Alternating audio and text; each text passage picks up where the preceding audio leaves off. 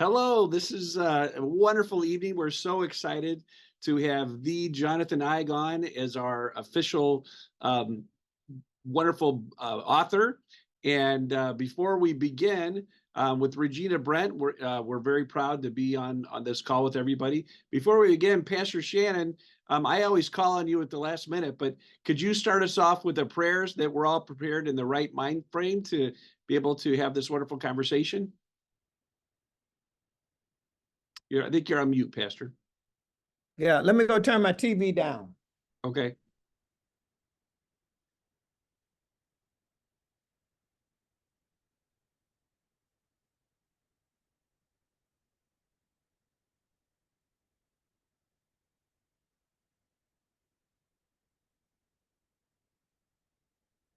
Yeah, they taught us in seminary, Dan, and be ye also ready. You always are. Take it away, Pastor. Let us pray. Oh, gracious God, we come to thank you for this event. We come to thank you for those who gathered with this technology to glean into the life of Dr. Martin Luther King, a person who has changed so many lives in our country. And now we come to learn more about him and what motivated him and the struggles and the trials and tribulations that he went up to make our nation better. We come to thank you for how he stood for diversity, equity, and inclusion, and how that was such a part of his life. Now we go with you and ask you to bless this author as he come tonight to help us to learn more about Dr. King's life, his legacy, and everything that he presented. And once again, we continue to lift up his family, Dr. King's family. We come to lift up Bernice. We come to lift up his son, Marty. We come to lift them all up to Heavenly Father as they go forward in this life, in the legacy that he left. In Jesus' name we pray. Amen. Amen. Thank you so much, Pastor. That was great. And everybody should know that that's even more special because Pastor Shannon was actually baptized by Dr. Martin Luther King Jr. himself. So that's terrific. So thank you, Pastor. I'd like to start off with Regina Brent. Regina, we're the co-chairs of the Dr. Martin Luther King Jr. Advisory Committee for DuPage County. Could you start off with some announcements before I introduce our wonderful leader tonight of Mr. Jonathan Eig? Yes. Good evening, everyone. Dan, it's always a pleasure to stand beside you as your co-chair and of this MLK project. I see many wonderful faces and important faces on this call. And so I want to say that we really appreciate you taking out the time from your busy schedules to join us and this wonderful representative, Mr. Jonathan Eig, regarding Dr. King's life. I'm anxious and very excited to hear what he has to say. And I'm going to do my duty here by introducing, by speaking to you regarding our 2025 MLK project and our 2025 MLK breakfast. It would be our second annual year. I'm very excited about it. I want people to know, especially on our committee, that we don't treat browsing for a keynote speaker as if it's a spectator sport. I've met many of the iconic people who fought in the civil rights movement at the age that I am. And I've been privy to do that over the years. And so when I take it a task on to look for a keynote speaker to represent the legacy of Dr. King, I take it very seriously. And so does Dan. But I do ask him, what do we have to work with? What kind of grant or what kind of budget are we looking at? Because I also respect these people to know that they've been through something. They've been on the front lines, such as Pastor Shannon and Mr. Armstrong and many others who have attended our breakfasts. And so I don't take this lightly. And so when it was time to look for the second keynote speaker for the Martin Luther King breakfast, I took it in consideration that if I could only get someone again who was there, who experienced Dr. King, who touched him, who walked with him, who stood for his legacy, then our breakfast would not be in vain. And with that being said, I want to tell you about a guy that we ran across, and it wasn't by accident, because I just do believe that God is in the plan for this breakfast. As he brought Mr. Dan Goodwin into our lives, he brought Dr. Carroll into our lives. It is an ordained situation where we know we're on the right path. And so we reach out to get the right people. And the right person is Mr. Fred David Gray, who is an American civil rights attorney, preacher, activist, and state legislator from Alabama. He handled many prominent civil rights cases, such as Browder versus Gale, and was elected to the Alabama House of Representatives in 1970, along with Thomas Reed, both from Tuskegee. He was born in 1930, so he is now at the tender age of 93 years old, and he's living in Alabama at this time. He was educated at Case Western Reserve University and Alabama State University, and his spouse is named Mrs. Bernice Hill. His edited works were Landscapes of Learning, Lifelong Learning in Rural Communities, and many more. Fred David Gray is an American civil rights attorney, preacher, activist, again, and state legislator. And he even handled the Tuskegee experiment regarding the syphilis situation, where they were using Black men as guinea pigs to find out the right formula for syphilis. And many of them died. And he represented those families later on. He's in a movie called Boy Scout. But I'm here to tell you that Fred Gray was already on to his career when he first met up with a young girl by the name of Claudette Colvin in March 2nd, 1955. She was just 15 years old, a girl who first segregated the bus in Alabama. Mrs. Colvin said that the bus had proceeded on downtown. More white people got on the bus, she said. Eventually, the bus got full capacity, and a young white lady was standing near the four of us. She was expecting me to get up. The bus driver saw the situation through the rearview mirror and said, "I need those seats." 3 of the girls got up and walked to the back of the bus, but Claudette didn't. She said, "I just couldn't move. History had me glued to the seat." And that will be my question to you at the end of this call when we're done. What seat will you take in history when it's all said and done? We are at a very, very unsettling state of affairs with our country. And for all of you that's on this call, you must be a change agent for history, or else you wouldn't be joining our effort. And so Attorney Gray was not just about acronyms such as DEI or cancel culture, the cancel culture theory. He was the body of the NAACP, affirmative action, and he was the attorney again for the Tuskegee Airmen. He will now become our keynote speaker for the MLK Breakfast in 2025. Where will you be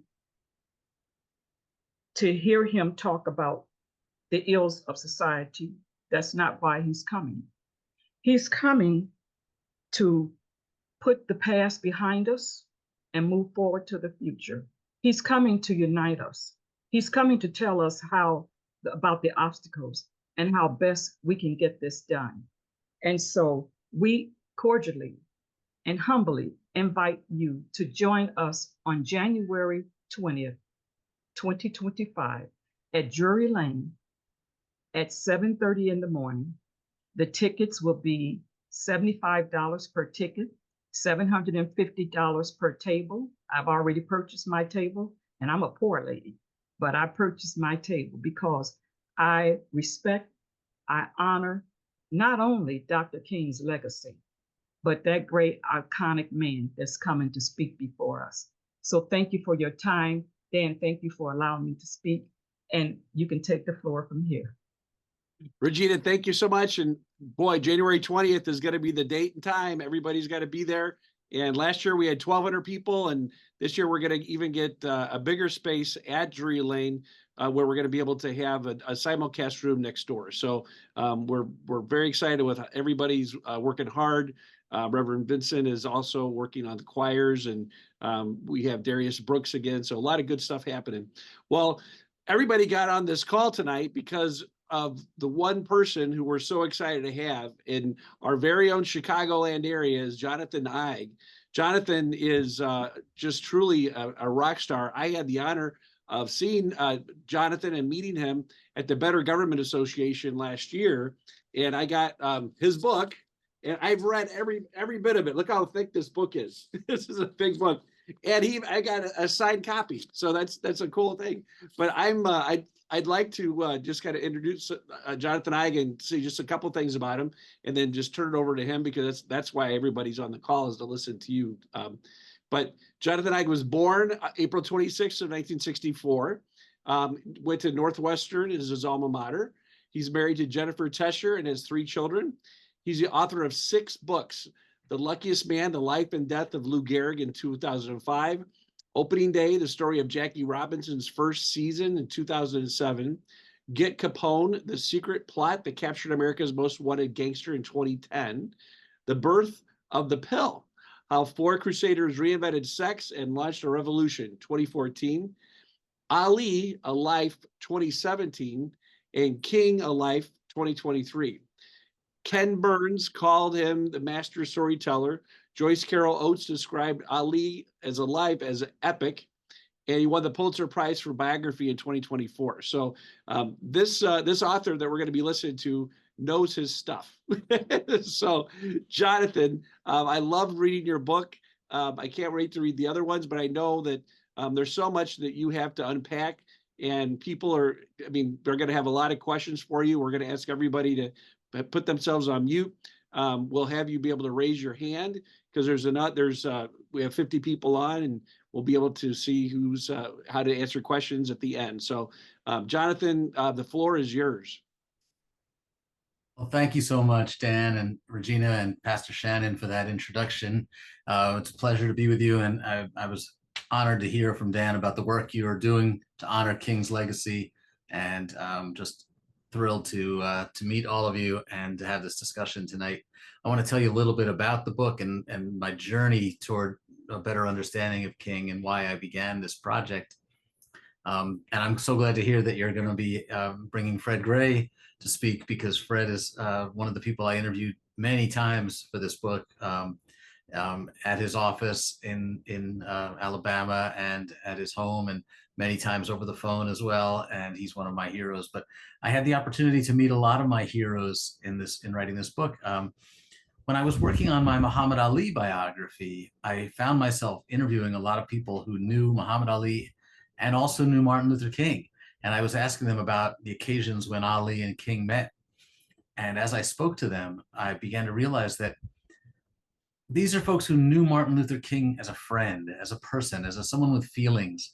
I was talking to people like Andrew Young and Harry Belafonte, John Lewis, Jesse Jackson, and Reverend James Lawson, Reverend Dr. Bernard Lafayette, Fred Gray, and they had stories about King that were personal, about spending time together, about hanging out when they had nothing to do, and singing songs, listening to records. And I just thought that we as a country have lost sight of Dr. King, the person, and we lose something when we do that. I have a line in the book that says that in hallowing King, we have hollowed him. We have turned him into sort of an empty vessel, forgotten about his feelings, about his soul, about his religious faith. We've even lost sight of just how radical he was. We've turned him into this very safe, uncontroversial figure. And in celebrating him, and we should celebrate him, with a national holiday and a monument and 1,000 streets and hundreds of schools. Those are all things that he deserves. But one of the unintended consequences of those honors is that we tend to think of him as this historic figure who bears no resemblance to flesh and blood.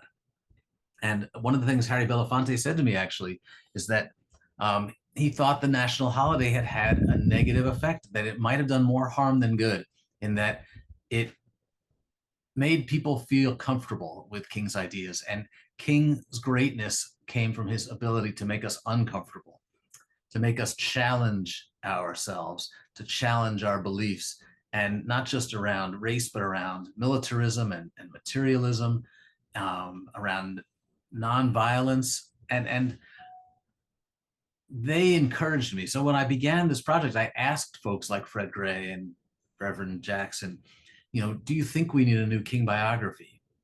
And do you think that you would help me if I decided to undertake this project? Because the last King biography had been written in 1982. And the world is a very different place in 1982. I was writing this book during the Charlottesville protests and the George Floyd murder and the protests that came out of that. We're living in a world where there's this backlash to racial progress, where people are challenging DEI, where people are challenging the right to teach Black history in schools. And I felt like King's message needed to be heard again and in a new way. So I began, first of all, by interviewing people. I traveled the country before COVID started. Thank goodness I was able to begin pre-COVID and interview not just some of the famous people who I mentioned earlier, but people who were not household names, like King's barber from Montgomery, Nelson Malden, or his dear friend June Dobbs Butts, who grew up with Dr. King in Atlanta, on Auburn Avenue, and still called him ML, which was his childhood nickname. I'm sure some of you know this, but he was not born Martin Luther King Jr. He was born Mike King, and his friends called him Little Mike. And then later, when his father changed his name, he became Martin Luther King Jr. And he still didn't really take to the name right away, so he introduced himself as ML for quite a while. But it was just a huge thrill to interview people who knew King and to hear some of the more personal stories. Like June told me that they would come home from school every day and go to ML's house, and there was a housekeeper. This is something that Dr. King was always felt very guilty about, that he grew up in a relatively privileged home. His father was a pastor. They had a housekeeper. They had a car. They had pets, and he was protected somewhat from the racism and from the worst of Jim Crow. He certainly saw a lot of it growing up, but he had a little bit of protection, and that enabled him to think more ambitiously, to think about what he could do to fight the system of injustice, to fight racial prejudice and the Jim Crow system in the South. And people like June and others who knew him well really encouraged me to try to write a book that would help people better understand King as a person, and not just as this mythic figure. In addition to the interviews, I was pleasantly surprised to find a lot of new research material that had not been available to previous biographers. And even a lot of the historians who devote their lives to King were unaware, for example, that his father, Martin Luther King Sr., wrote an autobiography that was never published. And I was able to find copies of that. Only 2 copies existed in the world that I know of. And even King's children didn't know that Daddy King had written an early autobiography that had never been published, in addition to one that was published later. I also found that Coretta Scott King recorded a series of interviews right after her husband's death, when she went to work on her memoir, and those recordings had never been heard before, and I was able to get access to those, and of course shared all of this material with the King family so that they would have access to it as well. And it was while we're talking about Coretta, it was very important to me that she be treated as a 3-dimensional character in this book. She has not yet been the subject of a serious biography. So I wanted this book to really highlight her contributions, and not just as the spouse, but as a leader and an intellectual force in her own right. Because I make the case in this book that it was often Coretta who was teaching Martin about activism. And when they first met, in fact, Coretta had much more experience as an activist than Martin Luther King did. And I maintain that it was that activism that really attracted him to Coretta more than anything else, because he was dating several women at the same time in Boston when he met Coretta. And he was often dating several women at the same time. He was quite charming. But as soon as he met Coretta, he said, "You're the one I've been looking for. You have everything I've been seeking." And on that first date, it was Coretta, because Dr. King would often brag about how he was going to go back down south and kill Jim Crow. But it was Coretta, the only one who challenged him and said, "How? How are you going to do it?"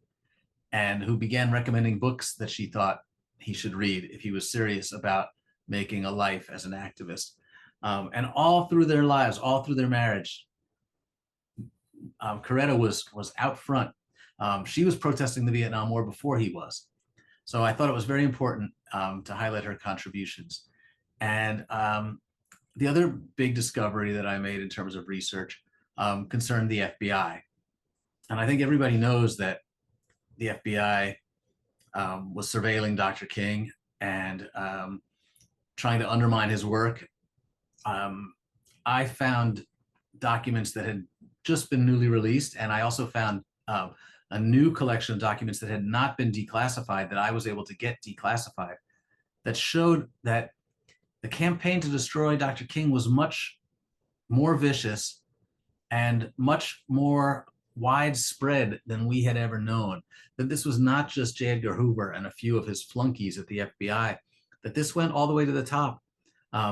Robert F. Kennedy approved the wiretaps of King. John F. Kennedy approved the wiretaps and knew about them. But even more importantly, and I think that my book is the first to really document this, Lyndon Johnson, President Johnson, was intimately involved in the campaign of surveillance and was encouraging the FBI to release King's tapes to the members of the media. This was coming directly from the White House. And what's so interesting to me is that Martin Luther King and President Johnson had one of the greatest partnerships in American history when it comes to activist and a president. They accomplished more than we've ever seen in our country's history in terms of fighting back against some of the discriminatory practices in this country. The Civil Rights Act and the Voting Rights Act are two of the most consequential bills in American history. And LBJ got those bills passed because of the cooperation and support of Martin Luther King. And yet, at the same time, LBJ was stabbing him in the back. And King knew it, but decided that he had to suffer for this, that it was worth the trouble, that he was willing to endure because he believed in the cause, and he did not ever really care to play politics. And we can listen to his phone calls. We have the transcripts of his phone calls from the FBI, and we know that this affected him. We can read these transcripts and see how King felt like the American public was no longer supporting him.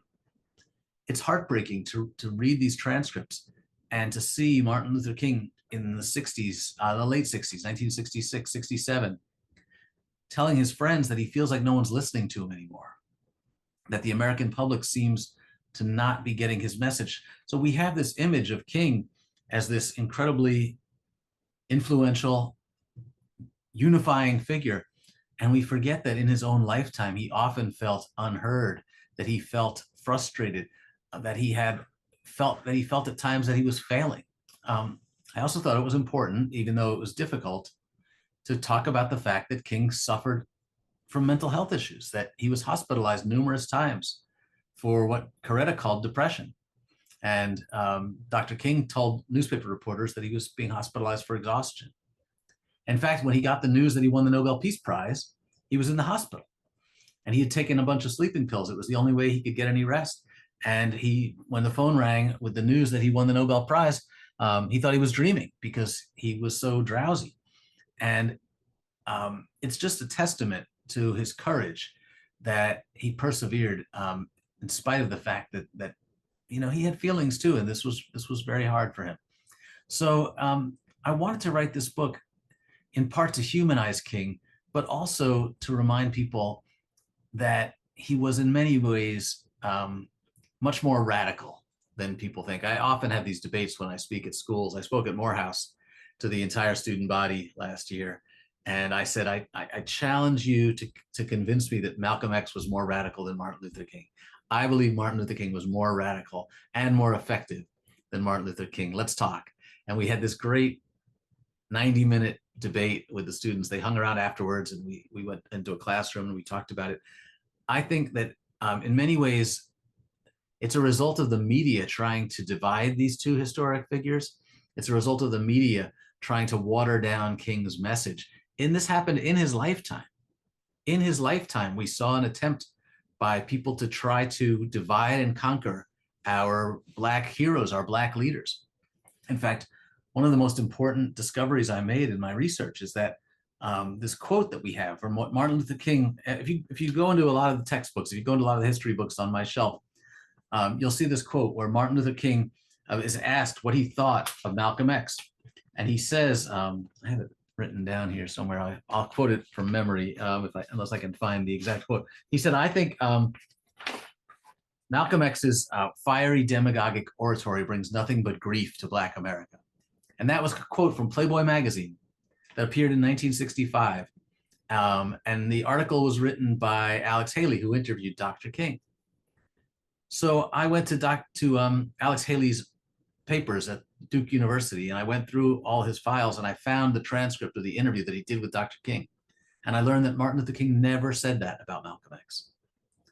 When asked about Malcolm X, Dr. King said, I don't agree with him when he calls for violence, but I understand that we're both fighting for Black dignity. And Alex Haley or Playboy's editors changed that quote in yet another attempt to try to divide and conquer civil rights leaders. And one of the things I loved about Dr. King is that he was, of course, committed to nonviolence. And of course, 100% a believer in the teachings of Jesus and Gandhi, and he believed that the only way to fight authoritarian regimes was by loving your enemy. But he learned from those people who disagreed with him. When someone like Malcolm X or Stokely Carmichael came along and said, this nonviolence is getting us nowhere, King didn't argue with them, he listened to them. There's this great discussion that Stokely Carmichael and King have when they're marching through Mississippi. And Stokely Carmichael is trying out the phrase Black Power on this march. And it's getting a great response from audiences. And King is watching this and seeing it happen. And Stokely Carmichael is saying, you know, you should try it. People really respond to it. They're tired of being stepped on. They're tired of feeling like they're powerless. And King says, no, I'm not going to say Black Power because it sounds violent. And I can't do anything that suggests that I'm calling for violence. But he begins using a lot of Stokely Carmichael's ideas. And he begins using the word Black a lot more instead of Negro, which was mostly his vocabulary up until that point. And he begins using the word power a lot more. He talks about economic power, about boycott power. He doesn't put Black and power right next to each other, but he's clearly listening and learning from Stokely Carmichael and from others who are further perhaps to the left. But I believe King is a radical hero, and I resent the idea that people now today use his words to try to push policies that they know that he would be opposed to. I guarantee you, on King's birthday this year, you'll hear somebody quoting from the I Have a Dream speech and saying, Dr. King said that we should be judged by the content of our character, not the color of our skin. So clearly, Dr. King would have been opposed to affirmative action. And that is false. It is a lie. It is an abuse of King's words. And I love the fact that Bernice King always calls them out when she hears this, whenever she sees someone tweeting King's words, quoting King's words in an inappropriate way, she is vigilant in calling them out. And Dr. King was hugely in favor of affirmative action. And when he said that we should be judged by the content of our character, not the color of our skin, he didn't mean that we should ignore the color of our skin or ignore the history or ignore the racism that persists in society.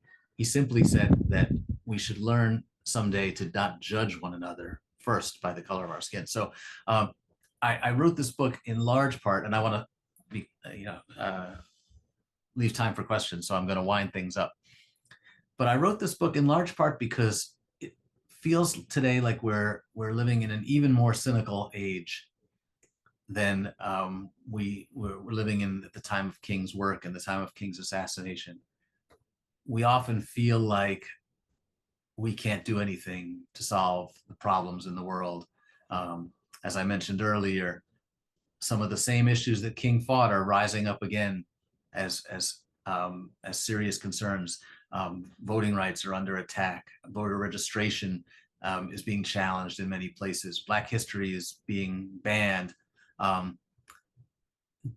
It feels like we're fighting a losing battle, certainly on other issues like war and global warming. But I like to remind myself that King faced far worse in his time. He was arrested 29 times. His life was threatened almost constantly. His own government, the same government that today honors him with a national holiday, was seeking to destroy him.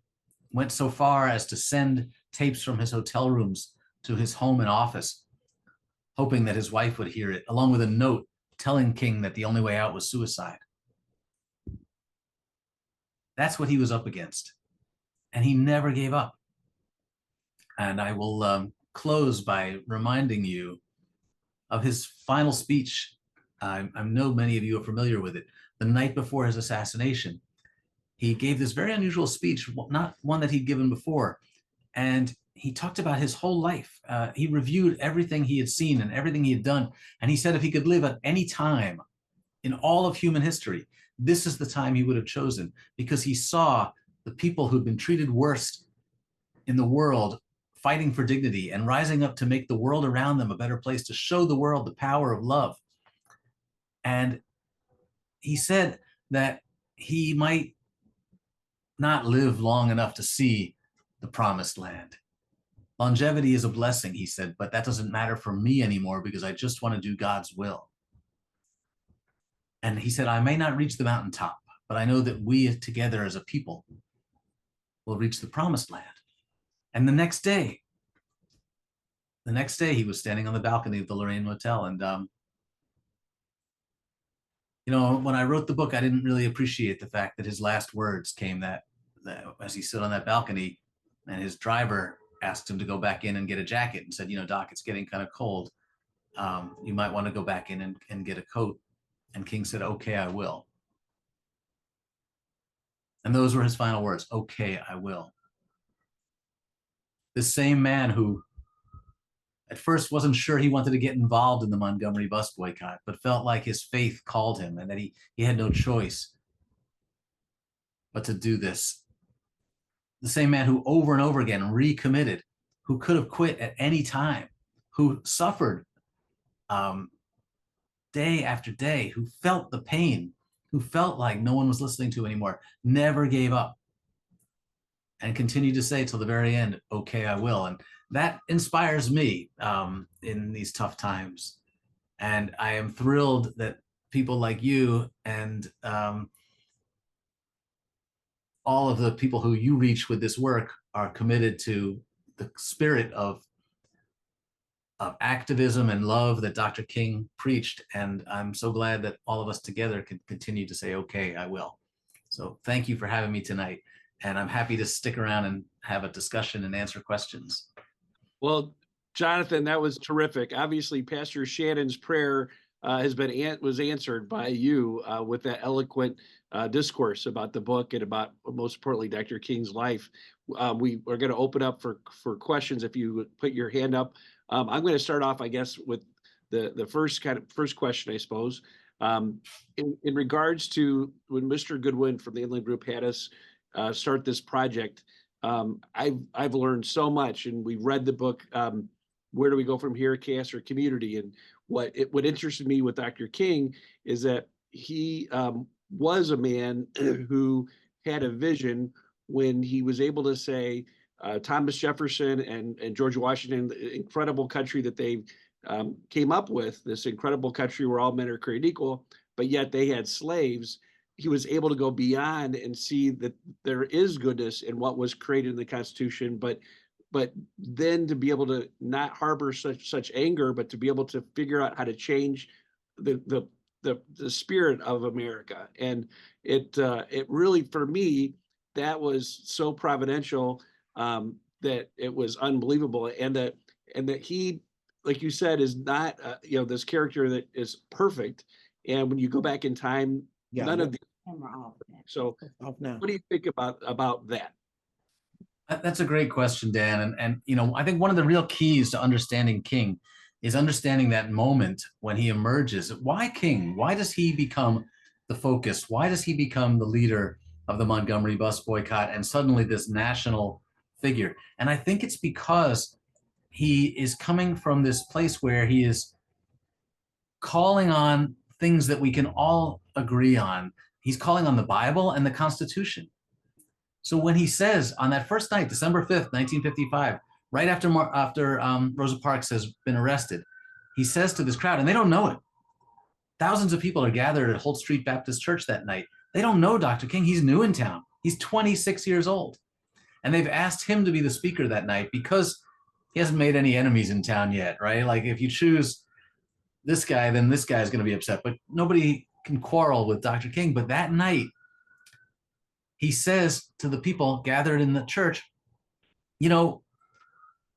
we are trying to make America a better place. It may be that the Black people who've been treated worst in this country are the ones who are going to fulfill the promise of the Constitution, fulfill the promise of Jefferson and Washington, make America live up to its dream. And if we're wrong in demanding this justice, then the Constitution is wrong. And the Supreme Court is wrong, and the Bible is wrong. So how can we be wrong? And that spirit, we're not here to tear down America. We're here to join it and to fulfill its promise. That's a very hopeful message. And even a lot of white people respond to that and go, wow. They listen in a way that they might not have been inclined to listen had he been full of anger. So I think that's a really good point. Thank you. Regina, did you want to ask the second question, or Pastor Shannon? Yeah, I have a question. Can you hear me okay? Yeah, I hear you. Yeah, Jonathan, growing up at Dexter, and I spent some time talking with Taylor Branch, that wrote an excellent book on Dr. King, biography that I read every year. And it looks like I'm going to be reading yours now every year. Did you run across any of the research that Taylor Branch was able to do? Oh, absolutely. Taylor Branch was a big help to me. He wrote 3 volumes, as you know. It's about 3,000 pages long. Absolutely. It's a masterpiece. And he was kind enough to donate all of his research materials to University of North Carolina Library, where I was able to read a lot of the work that he did. And he spoke to me and gave me some coaching along the way. And the community of scholars around Dr. King were a great help to me. People like Peniel Joseph and Lerone Martin, Michael Eric Dyson, they all helped me with this book. And I could not have done it alone. My work is only possible because of the work of the people who came before me. Oh, well, great. Well, I have to get an appointment and sit down and talk with you, because my family grew up with Mr. Robert Nesbitt. You probably heard of him, the deacon at Dexter. Absolutely. And some of the other people that were very instrumental in Dr. King coming to Dexter. And also they welcomed Taylor Branch. Matter of fact, Taylor Branch interviewed my mother.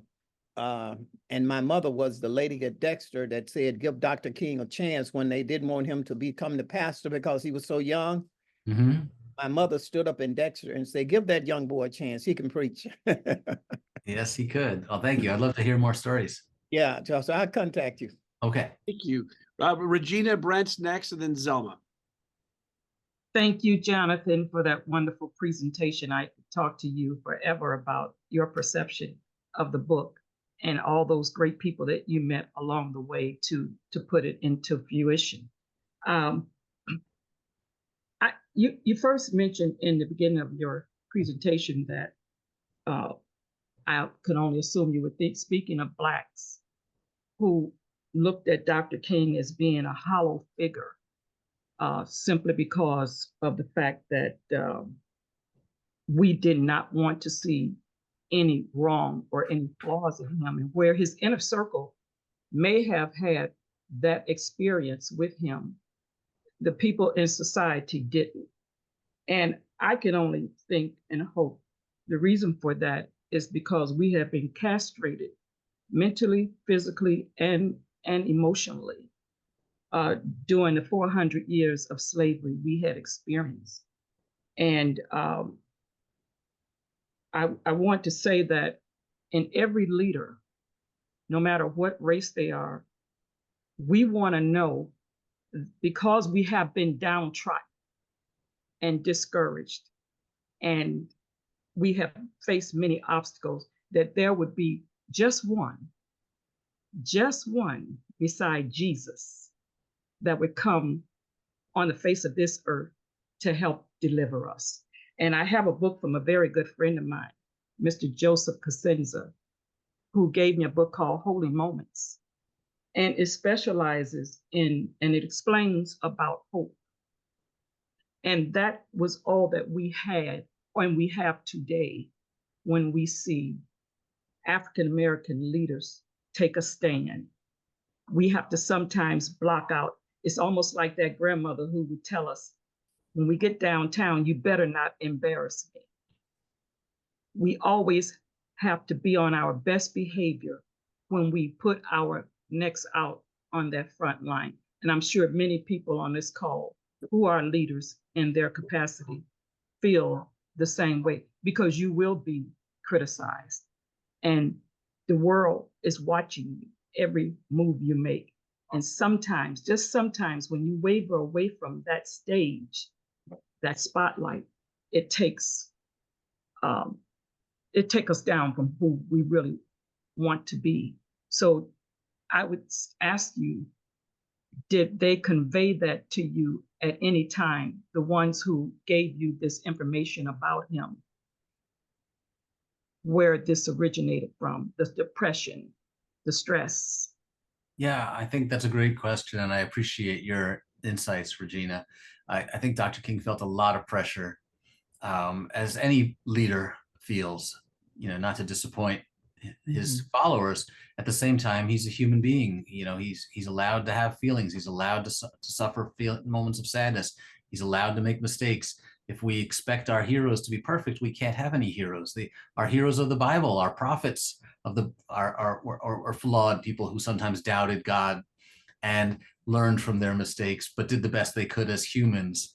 And I just think that we have to, and it's hard. I worried that people might not want to read about King's flaws, but I trusted that that readers would understand and maybe see him as even greater when they saw that he suffered sometimes. And I'm pleased to say that that's really been the result. And people who knew him, who read the book, like Andrew Young, have phoned me and said, thank you. I think that the world needed to see this portrait of King, and that it only makes him greater in our eyes when we recognize that he shouldn't be held to different standards.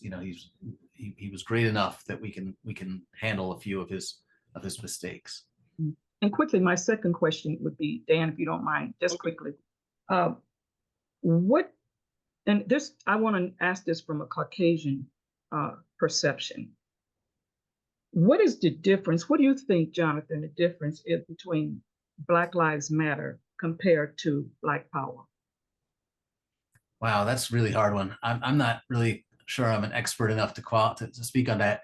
The movements are so different just because they're organized so differently, and because there was no social media back then. It was organized around communities. It was organized around churches. It was organized around marches, and we just don't see that today.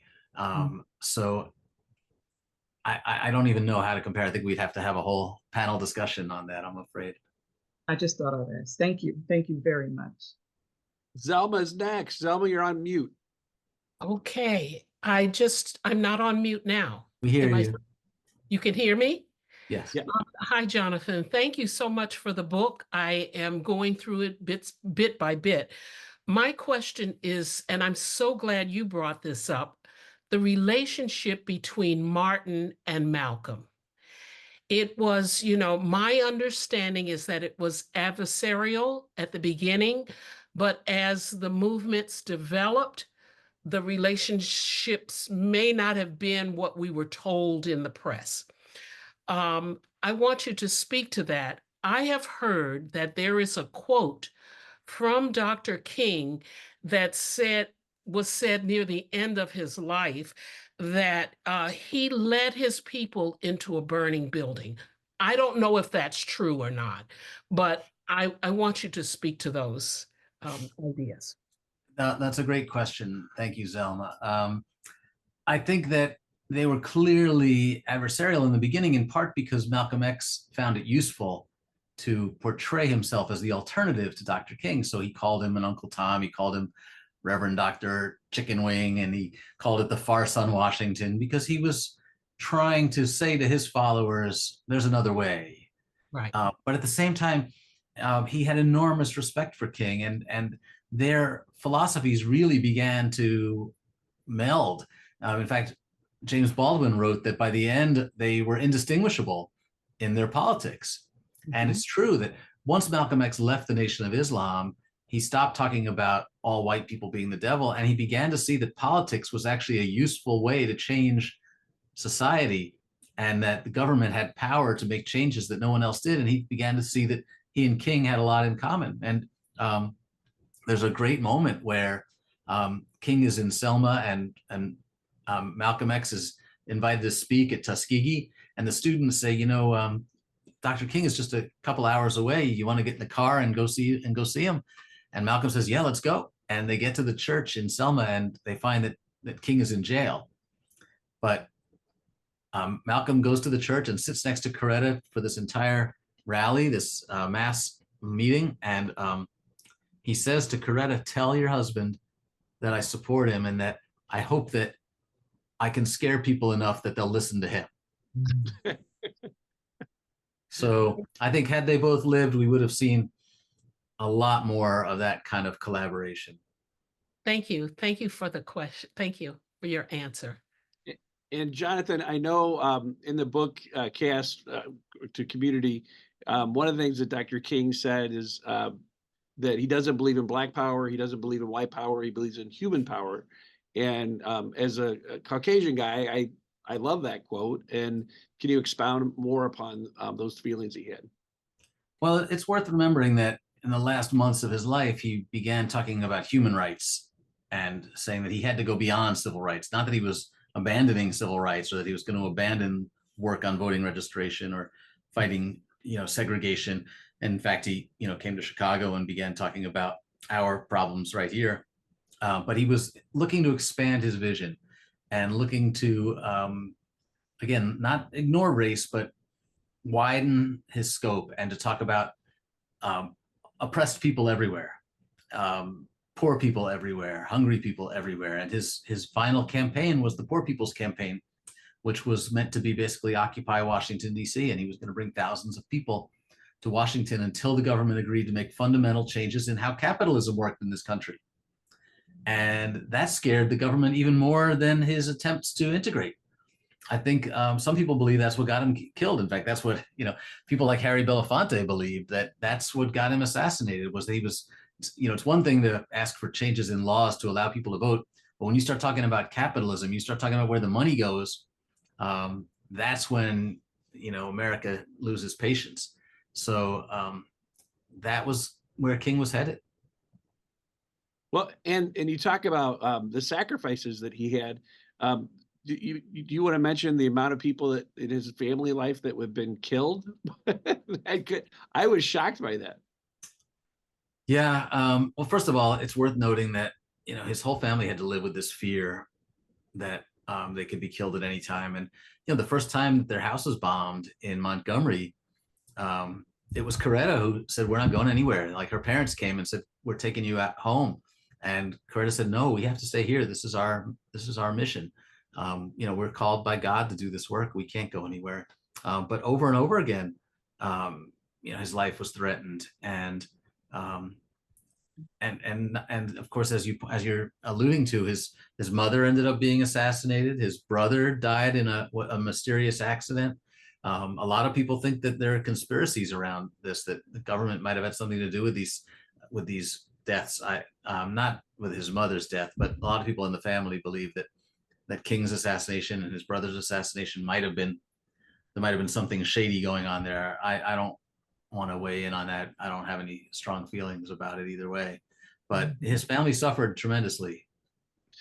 The next person that raises his hand is the president of the DuPage NAACP and the vice chair of the DuPage County Board, the first African-American elected to the DuPage County Board.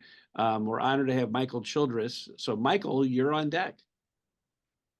How are you, sir? It was a pleasure to actually hear you. And I applaud you for the work that you've done. I just want to dispel a couple of things that I've heard today. One of the things is that this negative connotation of Black Power. I grew up in a time where I was the paper boy for some of the Black Panther Party. I delivered my paper route was Fred Hampton's mother, and I sat in with them on a lot of times. I was a little kid, but I listened to those words, and Black Power was not a negative term. Black Power was about resources. Black Power was about putting resources into schools. Black power comes through education. Black Power was about building your own businesses. The fact that a Black dollar stayed in the Black community about 2 hours, 3 hours, and a white dollar stayed in the white community about 30 days. So that was about, the power of economics, the power to stop redlining, the power for us to live in communities that we were excluded from. So to say, oh, he didn't believe in Black Power, I take exception to that. And I also want to applaud you for pointing out that the sanitized version of Martin doesn't really exist, because at the time of his assassination, he was also the most hated man in America. We love him now, but at the time that he was assassinated, the things that they said about him all the way up until his death was horrendous. So I'm glad that there's somebody out there that is did the research and is pointing these things out. So as we educate ourselves on Martin and his works, there are many other issues surrounding him that is not being pointed out. And we as a people need to understand that. He was a man of great leadership, but he also was a man, and he had many flaws too, that you have pointed out about mental health and anxiety. And I'll close with the fact that when I say he was actually hated, he was hated by many of his own clergymen. The fact that when he came to Chicago to march in Marquette Park, which my uncle was part of that march, when he came to town, many of the ministers were threatened by Mayor Daley to not accept him into this community. And one of the few ministers, in fact, that's probably why he was probably hated too, that did not go along with that was Jesse Jackson. He did not shun Martin, and he accepted it. And they had that historic march in Marquette Park in which he was hit in the head with a brick. So many things that we talk about when it comes to the Black Power movement, it was not a negative thing. It was portrayed in the press as a negative thing, but I didn't learn it that way. Just like many things that was in the press about the Black Panther Party was portrayed out there as they were gang members and that kind of thing, when nothing could be further from the truth. I was part of the the after school programs. I was part of the breakfast programs. I was part of sitting there doing homework after school.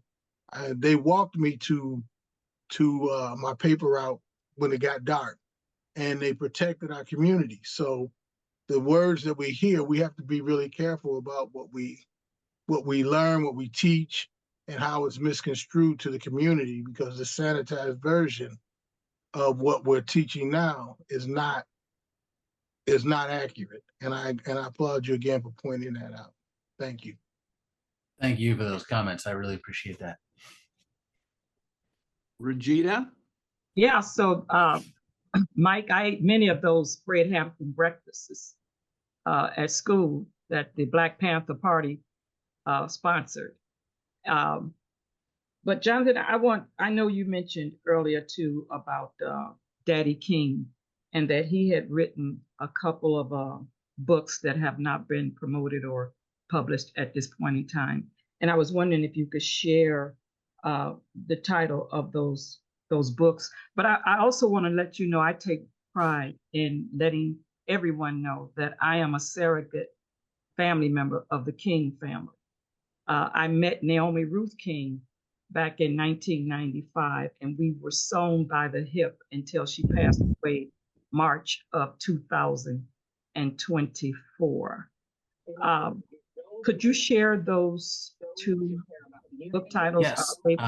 So there's a book called Daddy King, written by Martin Luther King Sr. along with Clayton Riley, that you can find in the library or at a bookstore. It's I think it's still in print, but you could definitely find used copies of it.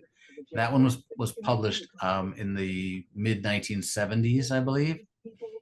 And then there's another Daddy King book that he wrote with a Morehouse professor named Jones, and that book is not in print. It's not in libraries. You have to get it from the King Center in Atlanta. And I've sent copies to the King children and to some of the cousins and nieces and nephews. So if you know any King family members, maybe you could get one that way. But that's the only way to find that one. I'll share one other thing that Mrs. King told me from her mouth. And that is, I asked her, what was it like to have to walk the streets or go shopping or just be yourself as a king? She said, Regina, there were nights when people may have thought we were having candlelight dinners, when in essence, we were protecting ourselves from the sharpshooters who could possibly take one of us away from the dinner table at any time. Wow. So that's why I said when I began to start off with this, is that I don't take this lightly. And I want to thank you from the bottom of my heart for coming to sharing more knowledge with us, because we all don't ever know about our leaders or people that we set on pedestals, but just know that everyone is human. And I'll close by saying that King was about resolutions and solutions. And those are the kinds of paths. I don't care if it was Fred Hampton, Malcolm X, Dr. King, or even Louis Farrakhan. I just feel that as a people who have been in the struggle for many, many years, we have found many different ways to try to bring about unity and justice for all. So thank you. And I thank God for this presentation tonight. Thank you. Pastor Shannon, you're on mute. Okay. I'm not on mute anymore, right? No. I just wanted to add one more statement, Jonathan, because Dr. King came to Chicago to promote fair housing. And they had that summit meeting with Mayor Daley, and they formed an organization called the Leadership Council. Well, I directed the Leadership Council for almost 25 years, and I just want to share something with the struggle that we had with the Leadership Council to promote integration. Dr. King believed that integration would give us a full participation in American society. But there were so many other Black leaders like Dempsey Travis and other people that didn't want Blacks to integrate into the larger communities. They wanted Blacks to stay in segregation. But that wasn't Dr. King's dream, and that wasn't him promoting integration. And so we can see now that in traveling around, there are a lot of Black leaders that want to use Dr. King's name and Dr. King's vision. But Dr. King's vision was for us to integrate and become part of American society and not to segregate, because segregation has cost us a lot of things. So in directing the Fair Housing Organization, I got a lot of pushback from Black leaders because you know, we were testing and monitoring and suing people and opening up communities and all of these kind of things. But they said, well, we really shouldn't be doing that because Dr. King wanted us to have the talented 10 to live in Black and segregated communities, but that wasn't what Dr. King was about. I mean, you can live wherever you want to live, but Dr. King wanted us to promote integration because he said that when we do that, that's how we participate in society as a whole. When we integrate communities, when we integrate universities, when we integrate all the kinds of things that we need to do to gain participation. And for Dr. King, integration was about the sharing of power. It wasn't about us just moving out in Glen Ellen. And that's one reason when I moved out here, you have to get involved. That's why I'm on the school board. I'm on all the other different kind of boards and doing things. Dr. King wanted us to be a part of the community. He just didn't want us to move out in the suburbs and not be a part of the community. He wanted us to have a footprint in the community. And we got so many Black churches out here, they don't have a footprint in the community. They don't do anything. We have so many Black people that move out to suburb areas and they don't get involved in the community. But that Dr. King's dream was for us to come and for us to be a part of it and for us to participate. That's what integration to him was about sharing power. And that's what we have to do. When we do that, then we have full participation in American society. But so many Black leaders have said no, especially Dempsey Travis. I debated him on a television show one time, and he was saying how important it is for us to stay in the Black community. And you remember Rochester that was on TV, and Rochester bought a house in Los Angeles. And the people said, and it was in a Black community, and they said, see how Rochester, they said, well, if Rochester's on TV and he can't get out the Black community, then we don't stand a chance. You know, so that wasn't what Dr. King was promoting, is what I'm saying, but it has been misinterpreted so many years. And when Coretta King came to town, we sponsored her to come up here to speak for my organization. And I picked her up at the airport and I spent a whole day with her. And that was one of the things that she was articulating to me as to how many people put her on programs to promote things that Dr. King wasn't about. But with the King Center, the way they raised money for the King Center was through her speaking. So she had to go to speak for these organizations and different things. But she said she was so happy to come to Chicago to speak for the Leadership Council because this is truly the type of organization that Dr. King wanted her to promote and the kind of things that he was about. So I don't know if you addressed that in your book, but that was one of the main things, the main misinterpretation, especially in the Black community. And it was J.H. Jackson who was over the National Baptist Convention. I know the Children said Jesse Jackson, but it was J.H. Jackson who was over the National Baptist Convention who was so opposed to Dr. King coming to Chicago. And at one time, J.H. Jackson and Dr. King was good friends, but that's another long history. And I'm pretty sure you know what I'm talking about when they fell out with that, with the National Baptist. But anyway, I just wanted to share that with you because even today, that's still a misnomer that a lot of Blacks believe in. Well, I don't want to move there because I want to build up. I don't want to move around people of that color. But that was not what Dr. King was about. Dr. King was about us sharing and being a part of it. And because there's too many of us now that have never had a person of a different race over to our house, and other people that say they're for diversity, but they've never even had a Black person or a Hispanic person over to the house for dinner, you know, and that kind of thing. So anyway, that's the end of my sermon. I just wanted to share that. Thank you. Well, That was a good. Pastor Excellent. Shannon, Dan has had us over to his house for dinner. Oh, good. Dan has invited me to see his decorations. So. A million times. And we got two more questions. We have two questions in the chat. But Yes. Jonathan, did you want to respond to Pastor Shannon? Yes. No, Okay. he spoke beautifully. I have nothing to add. That was fantastic. Okay. So this is the question from Dave Roth. He said, Jonathan, your book is marvelous, wonder, and a gift to us. Thank you for the hard work to bring it to us.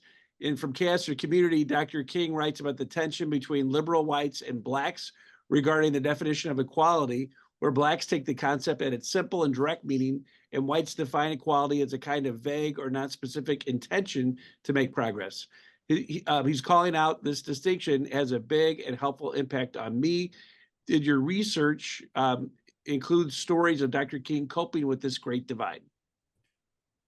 Yeah, that's a great question. And you know, Dr. King said sometimes that when he became frustrated, that he felt like liberal white people were doing more harm than the conservative, you know, more openly racist black people in the South, because the liberal white people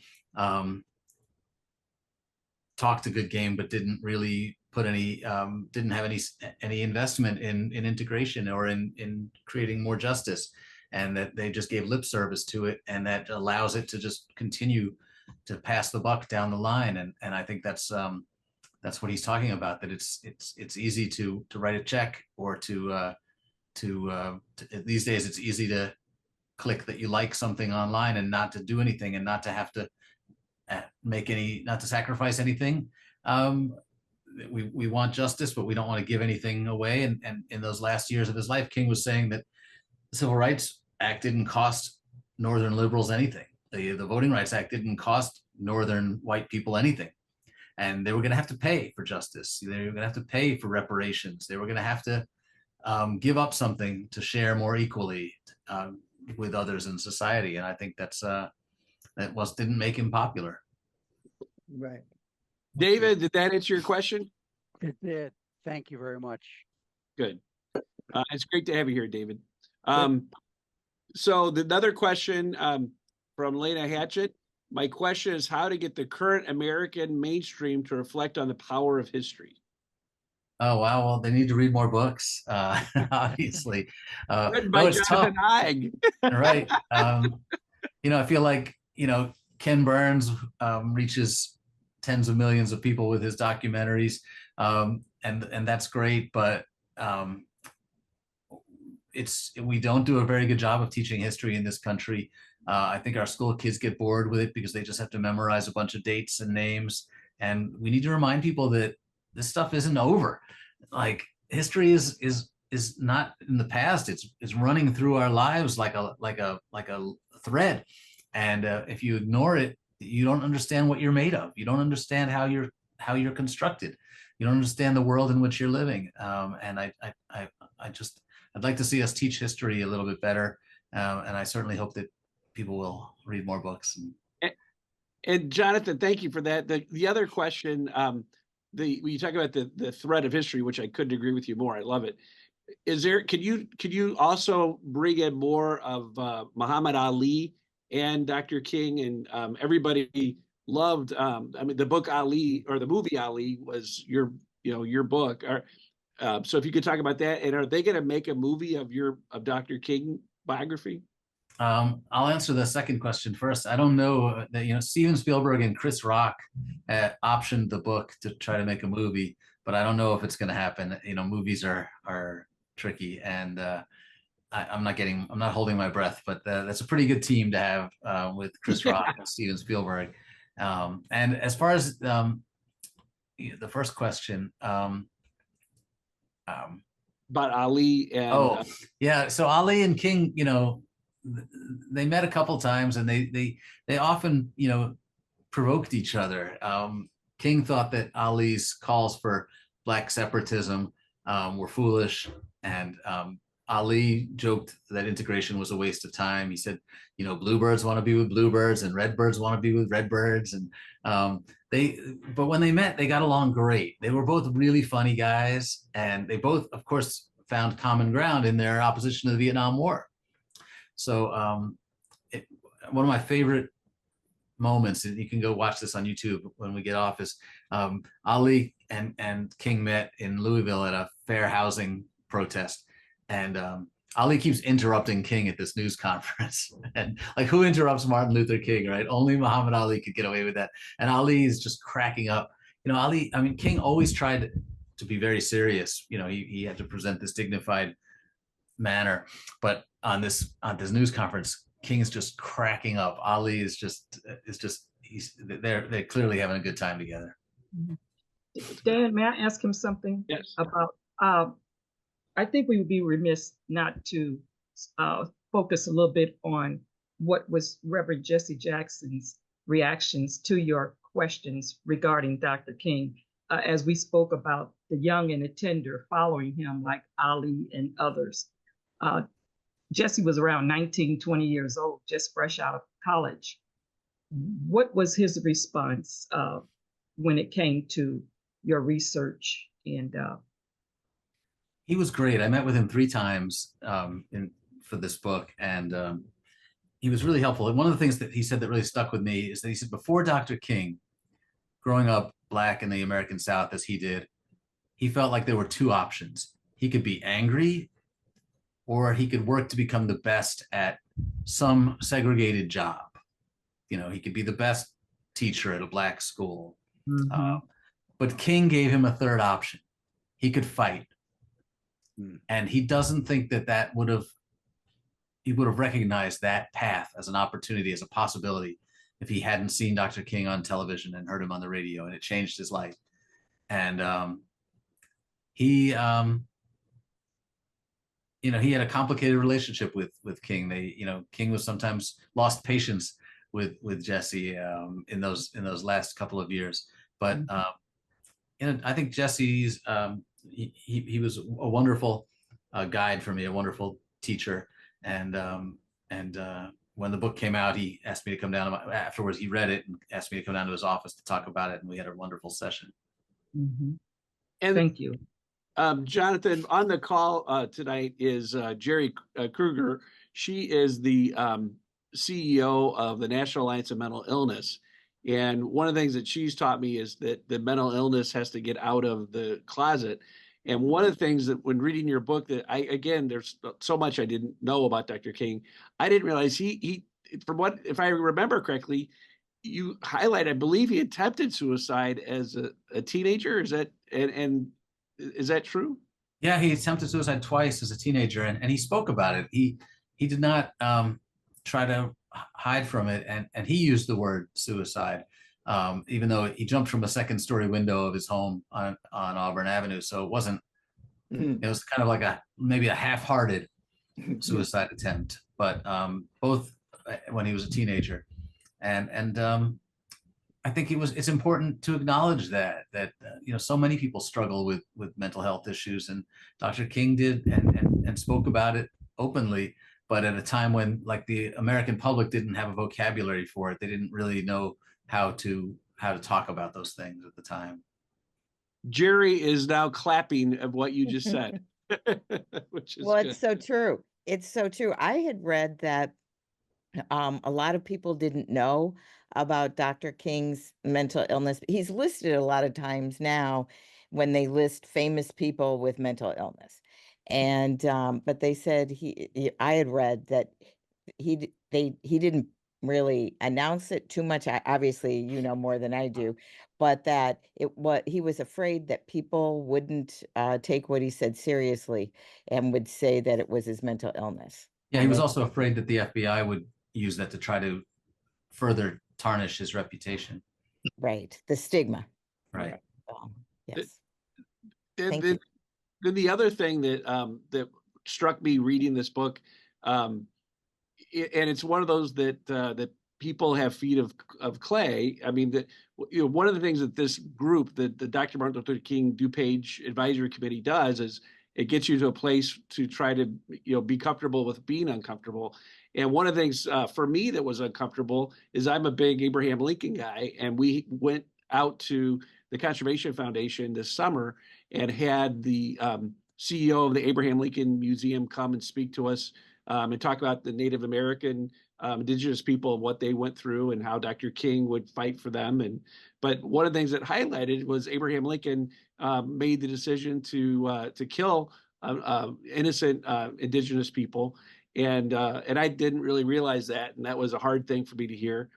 The other hard thing for me to read was the FBI tapings of Dr. King's extramarital affairs. So again, Abraham Lincoln had feet of clay, and also Dr. King. Did the King family, were they upset that you put all that in there? I mean, it's not an easy thing to talk about because No, it's not. Nobody likes to read about their family. And, this is their, the children. It's got to be hard to read about your dad and the fact that he wasn't perfect. I don't know. I haven't heard from the children, from Bernice or from Martin the third. I've heard from some nephews and nieces and cousins, and I've heard, Andrew Young called me and said he really was going to encourage Bernice and Martin the third to read the book because he thought that I handled it really fairly and sensitively, and that everything I said was accurate, and he was going to personally give them copies and encourage them to read it. But I don't know if they have. Yeah. Well, you did handle it very sensitively. And again, there's just, this is such, I encourage everybody to read the book. And when people are encouraged to read the book, how can they get the book? What's your, if you could tell everybody just real quick. Sure. Well, you can buy it just about anywhere, your favorite local store. But if you want a signed copy, you can go, I think it's in the chat, to the Unabridged Bookstore website, or you can just call the Unabridged Bookstore, which is my neighborhood store. And I'll drop by there. I go there. I walk past it every day.